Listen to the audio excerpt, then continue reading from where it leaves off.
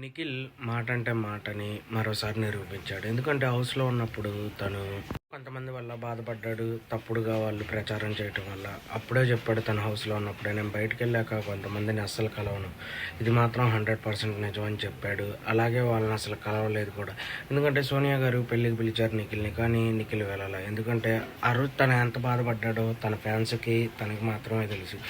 అసలు అది కరెక్ట్ కాదు. చాలామంది ఆ ఎపిసోడ్ వల్ల నిఖిల్‌కి చాలా ప్లస్ అయిందన్నారు. అది 100% నిజం. ఒకళ్ళు కాదు, ఇద్దరు కాదు, ముగ్గురు నలుగురు వచ్చి అలా బ్లేమ్ చేశారు. వాళ్ళలో మెయిన్గా ఒక ఇద్దరిని కలవనన్నాడు. వాళ్ళు ఎవరో కూడా మీకు తెలుసు. అందుకని వాళ్ళని కలవడు కూడా అని నేనైతే అనుకుంటున్నా. మీలో ఎంతమంది అలా అనుకుంటున్నారో కామెంట్లో అయితే మెసేజ్ చేయండి. అయితే నిఖిల్ గెలిచిన తర్వాత ఎందుకని సెలబ్రేషన్ ఎక్కువగా చేసుకోలేదు అంటే, ఎందుకంటే మళ్ళీ పబ్లిక్ డిస్టర్బెన్స్ కాకుండా ఉండటం కోసం తను సైలెంట్గా ఇంటికి వెళ్ళిపోయాడు. అలాగే తర్వాత అల్లింటి దగ్గర చిన్నగా సెలబ్రేషన్ అనేది చేసుకున్నాడు. ఆ వీడియో ఫ్యాన్స్తో పంచుకున్నాడు. అది చాలా అంటే చాలా బాగుంది. ఎవరికి ఇబ్బంది ఉండదు, ఈ ట్రాఫిక్కి ఇబ్బంది ఉండదు. తన ఇంటికి వెళ్ళి తన ఇంటి దగ్గర చేసుకున్నాడు సెలబ్రేషన్. కాబట్టి ఎవరికి ఇలాగా ఇబ్బంది లేకుండా చూసుకున్నాడు. ఎందుకంటే ప్రీవియస్ సీజన్లో పల్లవ్ ప్రశాంత్ గారు అలా వచ్చినప్పుడు కొద్దిగా హడావుడి అయింది కదా, అక్కడ అందరికీ తెలిసి. అది జరగకుండా ఉంటాకి ఇలా చేశాడు నిఖిల్. దీనిపైన మీలో ఎంతమందికి మంచిగా చేశాడు అనిపించిందో కామెంట్లో మెసేజ్ చేయండి.